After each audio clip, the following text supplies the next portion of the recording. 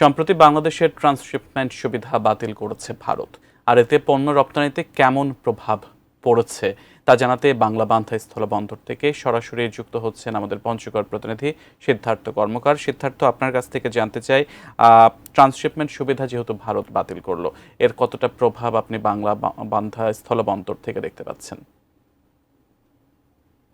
শুরুতে জানিয়ে রাখতে চাই যে এই বাংলা বান্ধা স্থলবন্দরটি কিন্তু বাংলাদেশে একমাত্র চতুর্দেশীয় স্থলবন্দর। এই স্থলবন্দরের মাধ্যমে কিন্তু এখানে যে নেপাল এবং পার্শ্ববর্তী দেশ ভুটান, ভারত এবং বাংলাদেশের মধ্যে যে বিভিন্ন রকম পণ্য আমদানি রপ্তানি প্রতিনিয়ত হয়ে থাকে এবং এখানকার যারা আমদানি রপ্তানিকারক রয়েছে তারা কিন্তু আমাকে যেমনটি জানিয়েছেন যে গত 3 মাস ধরে কিছুটা মন্থরগতি থাকলেও কিন্তু আমদানি রপ্তানি যে কার্যক্রম সেটি কিন্তু মোটামুটি চলমান রয়েছে এবং ট্রান্সশিপমেন্ট বাতিলের যে গত 2 দিন আগে যে সিদ্ধান্তটি জানানো হয়েছে ভারতের পক্ষ থেকে, তার পরিপ্রেক্ষিতে আমরা দেখতে পেয়েছি যে তেমন কোনো কিন্তু প্রভাব এখানে দেখতে পাইনি।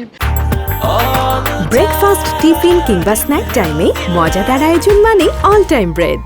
ট্রান্সশিপমেন্ট বাতিল বলতে সেখানকার যে বন্দরের যে সুবিধা সেগুলি কিন্তু দেওয়া হবে না, এমনটাই নিয়ম থাকার কথা।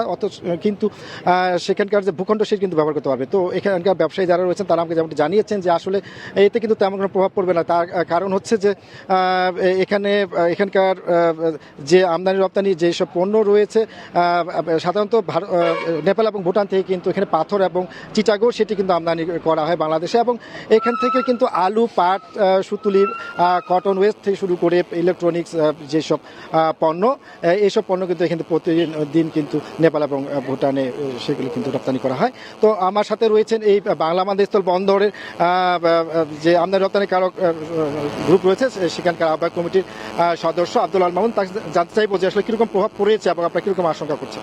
না, আমাদের এখানে ট্রান্সশিপমেন্টের যে প্রভাব, যেটা খবর বের হয়েছিল, এতে আমাদের কোনো প্রভাব পড়েনি। আমাদের যে আজকের যে ব্যবসা স্বাভাবিক চলছে আমদানি রপ্তানি করক। আজকে নেপালে আমরা 147 টন আলু রপ্তানি করলাম। ধন্যবাদ।